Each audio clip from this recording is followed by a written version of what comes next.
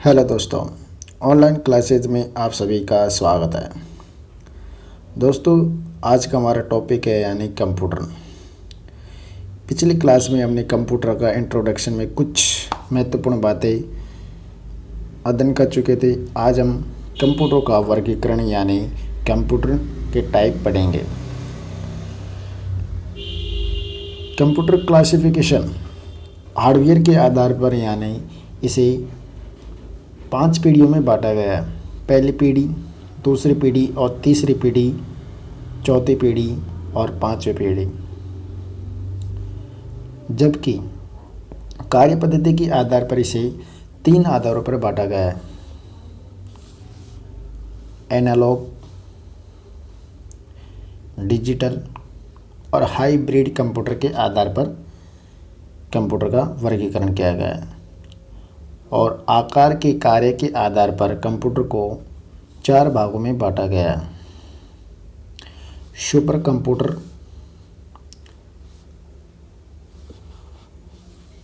Mainframe computer, mini computer और micro computer. ये आकार के आधार पर, जो आकार के आधार पर कार्य करता है उसके आधार पर इसे 3 भागों में बांटा गया है। जबकि कार्य के आधार पर एनालॉग, डिजिटल और हाइब्रिड के आधार पर कंप्यूटर को 3 भागों में बांटा गया है। पीढ़ी के आधार पर कंप्यूटर को 5 भागों में बांटा गया है। और अब हार्डवेयर के आधार पर कंप्यूटर को हार्डवेयर के आधार पर यानी पहली पीढ़ी के आधार पर सन 1942 से लेकर 1955 तक इसका कार्यकाल माना गया है। इसके निर्माण में ट्यूब का प्रयोग किया जाता है, यानी वैक्यूम ट्यूब होती है उसका उपयोग किया जाता था। सॉफ्टवेयर एक मशीन भाषा होती है जो निम्न स्तरीय प्रोग्रामिंग भाषा को तैयार करने के लिए काम में आती है। यानी जो सॉफ्टवेयर क्या होती है, एक मशीनी भाषा होती है जो निम्न स्तरीय भाषा या उच्च स्तरीय भाषा प्रोग्राम को तैयार करने के लिए काम में आती है। डाटा और सॉफ्टवेयर के भंडारण के लिए पंच कार्ड और पेपर टेप का यूज किया जाता है। डाटा को स्टोरेज करने के लिए, डाटा या सॉफ्टवेयर को स्टोरेज करने के लिए पंच कार्ड और पेपर कार्ड का यूज किया जाता है।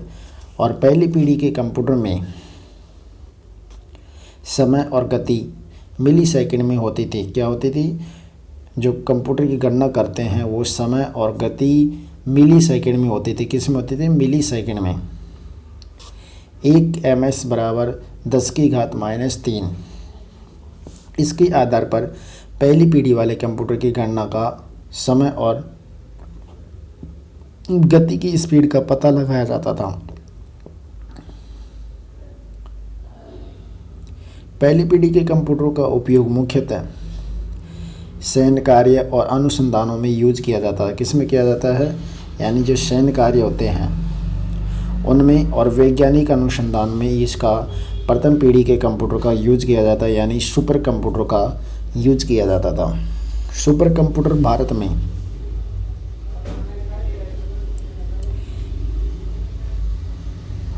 एनिक और यूनिबैंक के रूप में काम होता था। किस में होता था? एनिक और यूनिबैंक के रूप में काम होता था। जो प्रथम पीढ़ी के कंप्यूटर होते हैं उनका यूज यानी यूनिक तथा यूनिबैंक और एनिक के रूप में इसका उपयोग किया जाता था। और इसका सैन्य कार्य में भी इसको उपयोग करते थे।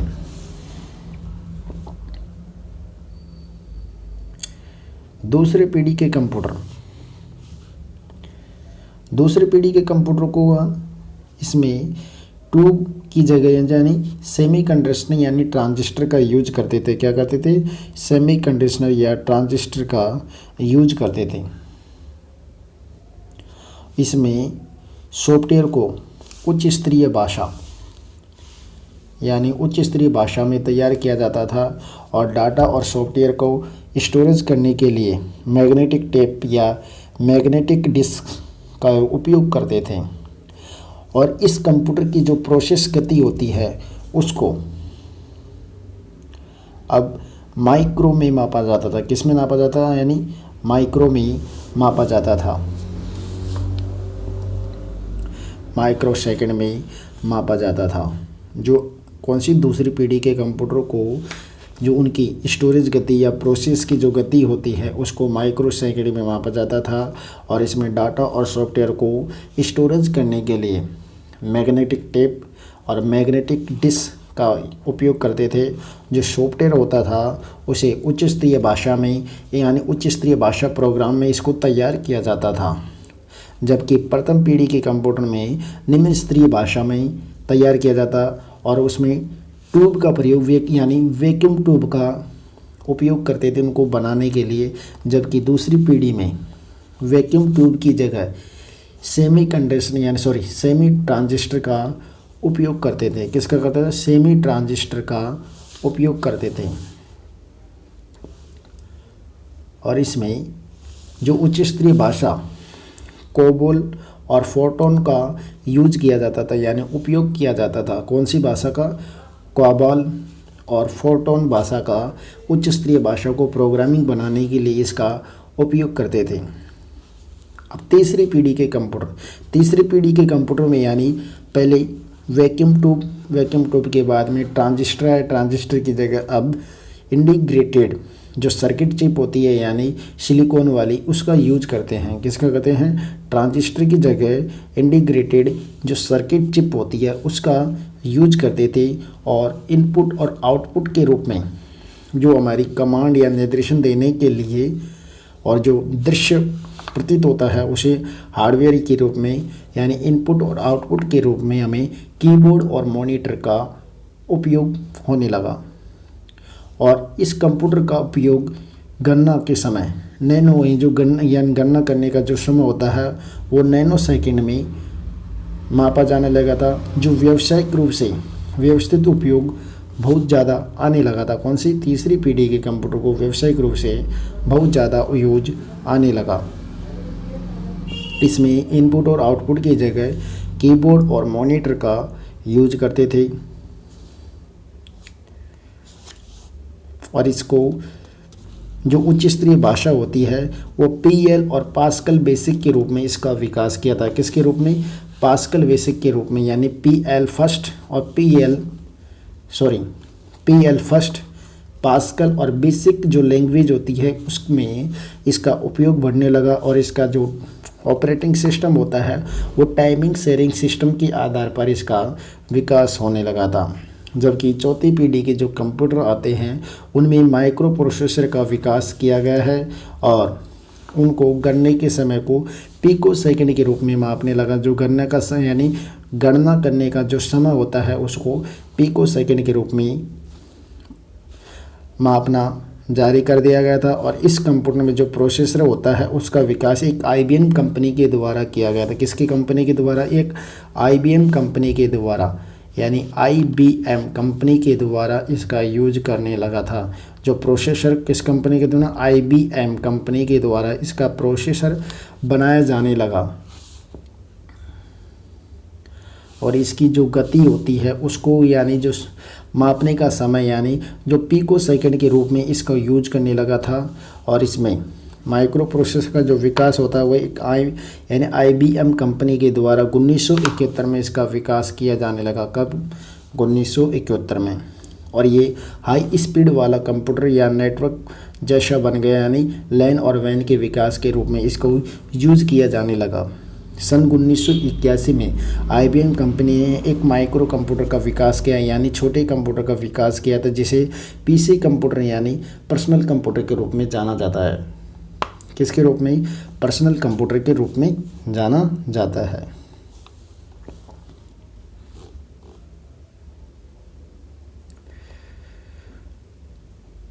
और इसमें ऑपरेटिंग सिस्टम होता है वो MS-DOS के रूप में यानी माइक्रोसॉफ्ट विंडोज़ तथा एप्पल ऑपरेटिंग सिस्टम का विकास होने लगा। और इसमें जो उच्च स्तरीय भाषा होती है C भाषा या C++ दो भाषाओं का इसमें विकास होने लगा। कौन सी भाषाओं का? एक तो C लैंग्वेज का और एक C++ लैंग्वेज का इसका विकास होने लगा और इसमें जो ऑपरेटिंग सिस्टम बनाया गया था वो एक एप्पल कंपनी के द्वारा बनाया गया था और दूसरा MS DOS माइक्रोसॉफ्ट विंडोज़ के द्वारा इसका ऑपरेटिंग सिस्टम बनाया गया था। ऑपरेटिंग सिस्टम वो होता है जो हमें यानी यूजर और हार्डवेयर के बीच में जो कनेक्टिविटी होती है उसको कनेक्ट करने के लिए जो प्रोग्राम बनाया जाता है, जो हमारे कंप्यूटर सिस्टम को चलाने के लिए यानी रन करने के लिए एक प्रोग्राम को तैयार किया जाता है, उसे ऑपरेटिंग सिस्टम कहता है। वर्तमान में ऑपरेटिंग सिस्टम यानी IBM कंपनी का माइक्रोसॉफ्ट ऑपरेटिंग सिस्टम विंडोज़ चल रहा है। यानी उस टाइम पे चौथी पीढ़ी में किसने बनाया था? 1971 के बाद एक IBM कंपनी के द्वारा MS DOS माइक्रोसॉफ्ट विंडोज़ और एक एप्पल ऑपरेटिंग सिस्टम दोनों का विकास किया गया था, जिसमें जो हाई लैंग्वेज होती है उनको C लैंग्वेज और C++ लैंग्वेज के रूप में इसका विकास किया गया था। जबकि पांचवी पीढ़ी के कंप्यूटर में यानी ULSI तथा SLSI से यानी ये करोड़ों इलेक्ट्रॉनिक उपकरणों से एक छोटी माइक्रो प्रोसेसर चिप का विकास किया गया था, जो मल्टीमीडिया और एनिमेशन के कारण इसका विकास कंप्यूटर में मनोरंजन के रूप में इसको यूज किया जाने लगा, जैसे CD, DVD और डिस्क के रूप में इसका विकास होने लगा और मल्टीमीडिया के रूप में एनिमेशन के रूप में इसको तैयार किया गया था। किसी एक माइक्रो प्रोसेसर की एक छोटी चिप होती है उसका विकास होने लगा था। नेटवर्किंग के क्षेत्र में इंटरनेट, ई-मैसेज और WWW का विकास हुआ था। किसका हुआ था? इंटरनेट का हुआ था, ईमेल का और WWW यानी वर्ल्ड वाइड वेब का विकास होने लगा था। किसके रूप में? एक नेटवर्किंग के रूप में। जबकि इसमें मेमोरी के रूप में मैग्नेटिक बल्ब मेमोरी का प्रयोग करने लगा था। किसके? मैग्नेटिक मेमोरी का यूज करने लगा था। किसके लिए? डाटा और स्टोरेज के लिए इसका यूज करने लगा था। उसके बाद आती है हमारी कंप्यूटर की कार्य पद्धति, यानी कंप्यूटर को कितने भागों में बांटा गया? कंप्यूटर के 4 होते हैं। एक तो सुपर कंप्यूटर बनाया गया था भारत में।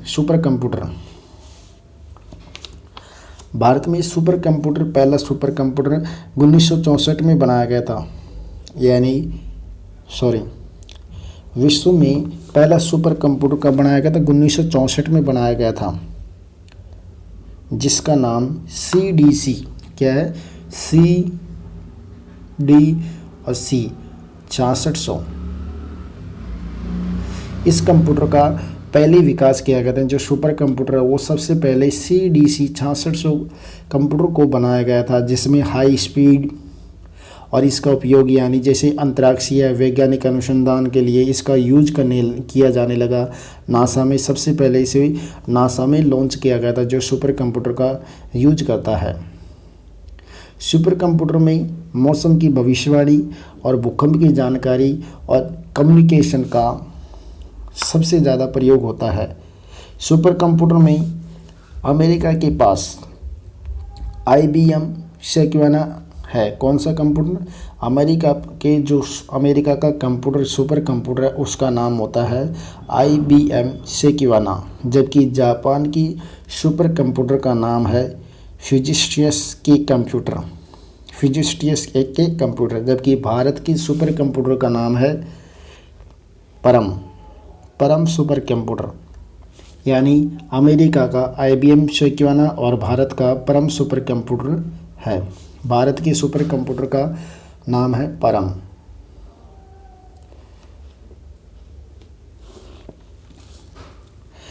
जब उसके बाद में एक आता है मेन फ्रेम कंप्यूटर यानी वो होता है जिसमें इसे व्यावसायिक यानी जो दूसरी पीढ़ी का कंप्यूटर को यूज में लेने लगा, उसे मेन फ्रेम कंप्यूटर कहा जाता है। जो सरकारी संस्थाएं और बड़ी व्यावसायिक फार्म होती है, बिजनेसमैन वाले जैसे इसका यूज करते हैं, जैसे बैंक में, शिक्षण में, इंश्योरेंस कंपनियों में डेटा को एक कंप्यूटर में स्टोर करने के काम में आता है। यानी फिजिशियन ICL-VME ये एक मेन फ्रेम कंप्यूटर है। ETC Z800 ये इस भी एक सुपर कंप्यूटर माना जाता है। जबकि तीसरी यानी जो तीसरी पीढ़ी का कंप्यूटर कौन सा है? मिनी कंप्यूटर इसका उपयोग यानी छोटे यूजर्स काम में लेते हैं। जैसे मिनी कंप्यूटर्स के उदाहरण के 202, text instrument taxa instrument TI 900, SDS 92। ये एक मिनी कंप्यूटर का उदाहरण है। माइक्रो कंप्यूटर होता है जो वर्तमान में यानी जो 5वीं पीढ़ी के रूप में चलता आ रहा है, चौथी पीढ़ी के रूप में चलता आ रहा है। जैसे लैपटॉप में है, PC कंप्यूटर के रूप में, ये एक माइक्रो कंप्यूटर के रूप में इसका यूज करने जाना है। उसके बाद आते हैं हमारे कार्य पद्धति यानी कंप्यूटर की कार्य पद्धति। कंप्यूटर की कार्य पद्धति क्या होती है? कंप्यूटर में एक हार्डवेयर क्या होता है? हार्डवेयर वो होता है जो हमारी भौतिक संरचनाओं का जो है ना, जिन्हें हम देख भी सकते हैं, स्पर्श भी कर सकते हैं, वो हमारे हार्डवेयर के रूप में कहलाती है। हार्डवेयर के रूप में एक कंप्यूटर सिस्टम के रूप में जैसे मॉनिटर होता है, उसको हम स्पर्श कर सकते हैं। प्रिंटर को भी हम देख सकते हैं, मॉनिटर को भी देख सकते हैं, कीबोर्ड को भी देख सकते हैं, इसको भी स्पर्श कर सकते हैं, माउस को भी कर सकते हैं। मेमोरी कार्ड जैसे डिवाइस वगैरह, इनको एक हार्डवेयर के रूप में संज्ञा दी गई है। जबकि सॉफ्टवेयर वो होता है जो हमारा कोई भी कार्य करता है वो हमें दिखाई नहीं देता और ना ही स्पर्श किया जा सकता, उसको सॉफ्टवेयर कहते हैं। क्या कहते हैं? उसको सॉफ्टवेयर कहते हैं।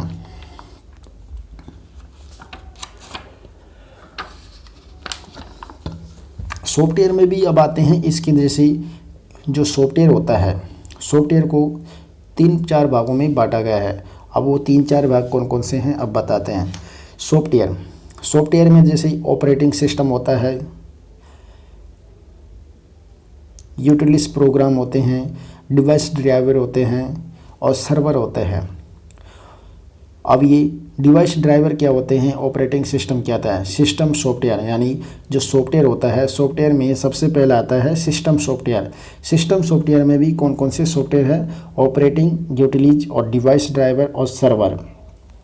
जबकि सिस्टम सॉफ्टवेयर में सबसे पहला आता है ऑपरेटिंग सिस्टम।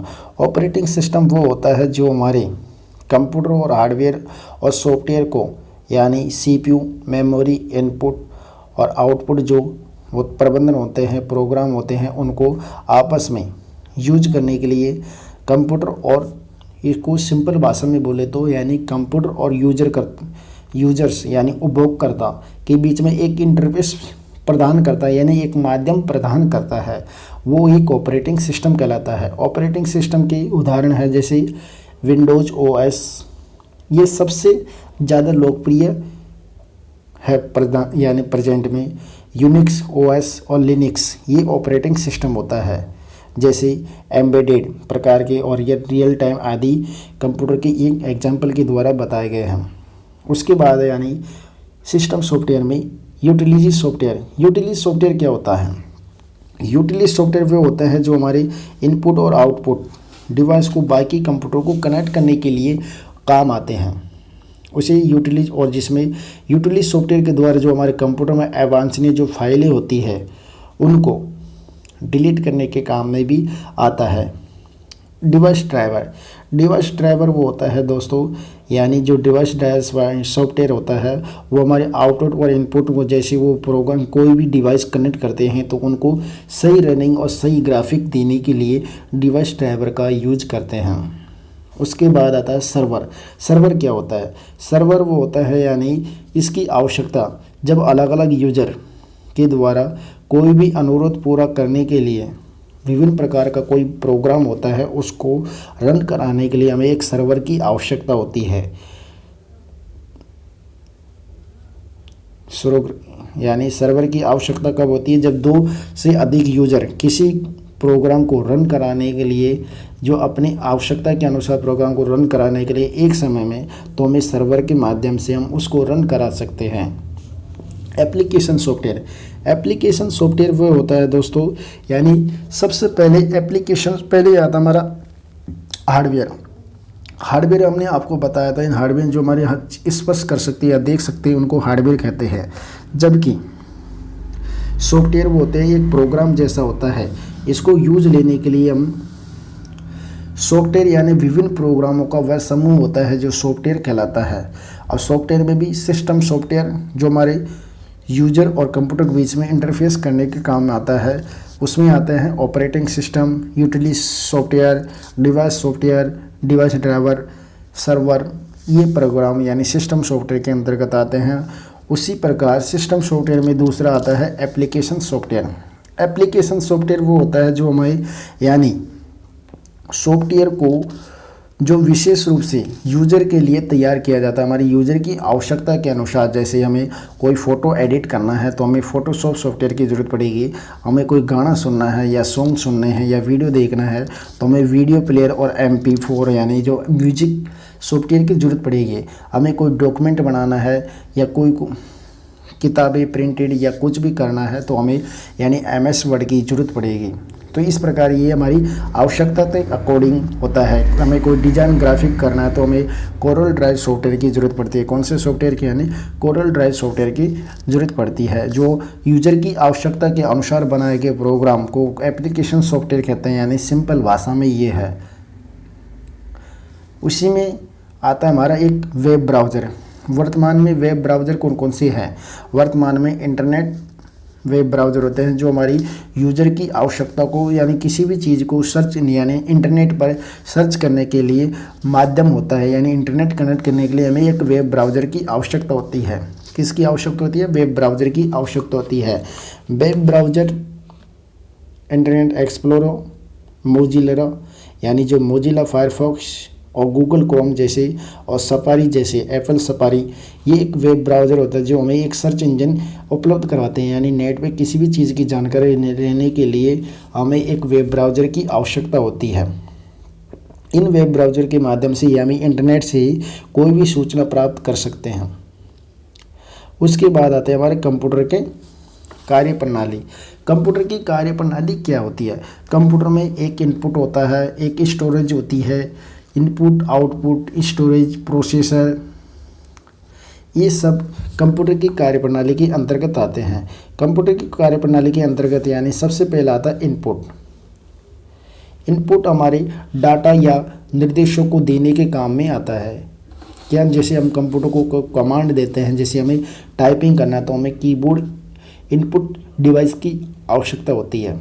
भंडारण यानी इसे स्टोरेज, यानी कंप्यूटर में जो भी हमारे डेटा सूचना या कुछ भी किसी प्रकार की संगठित सूचना को परमानेंट स्टोर करने के लिए हमें एक स्टोरेज की आवश्यकता होती है। प्रोसेस क्या होता है?